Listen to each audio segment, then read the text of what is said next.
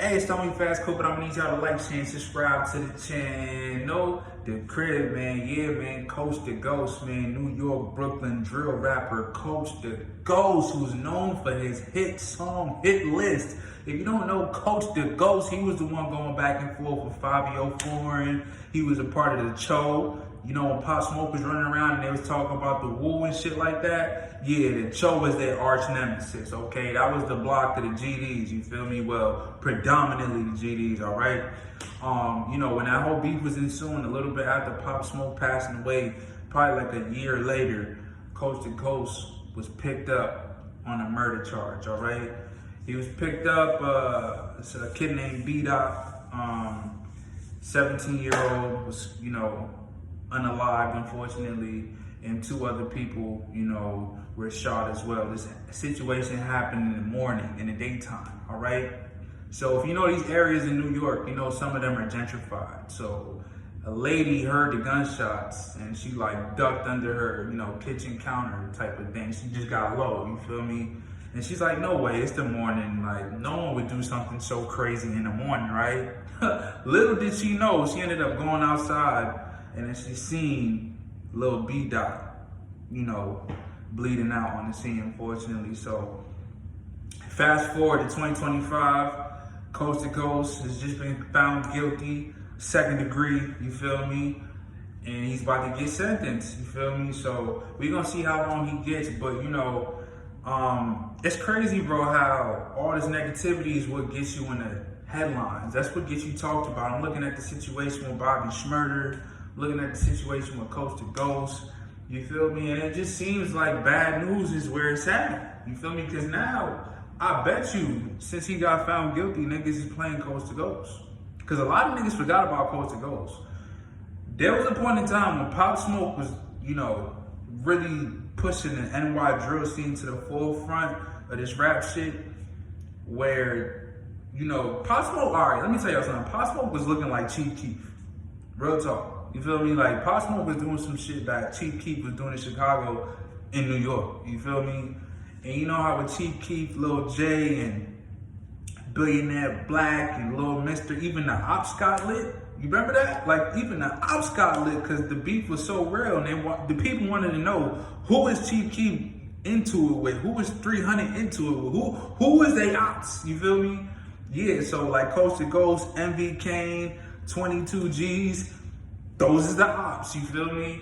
So the whole movement got lit because, you know, them niggas was GD and them, you know, Pop Smoke and them was Crip, and, you know, they was fucking with the Bloods, and they had a cool movement in New York. I don't know where the Woo's at now. You don't really hear it after Pop Smoke passed, but yeah, man, you feel me? So it was crazy, you know, that whole time with MV Kane going crazy. He dropped that Target Practice.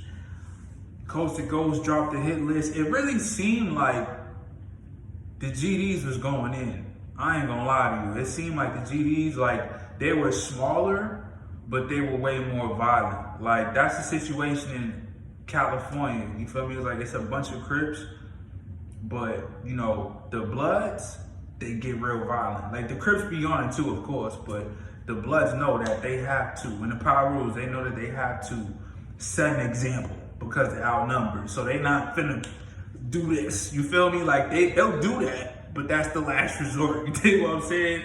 So it's definitely interesting to see how when people got less numbers, how way more violent that they'll get, which ends up kind of making them even more dangerous than a group of a bunch of people, you feel me? But anyway, what's y'all thoughts on the situation? You feel me? And I want y'all to understand too, that CoachDaGhost was signed by Gucci Mane for a second.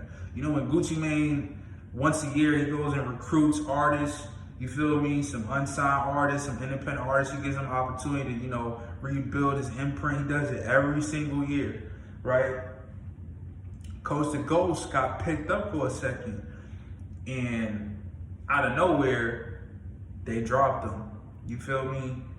And a lot of people were saying it was because, you know, Fabio Foreign was so lit, and everyone knew that CoachDaGhost was his op, and CoachDaGhost has a lot of beef, you feel me? A lot of beef. So it's crazy for me to even say this, but I think Gucci Mane was scared, bro.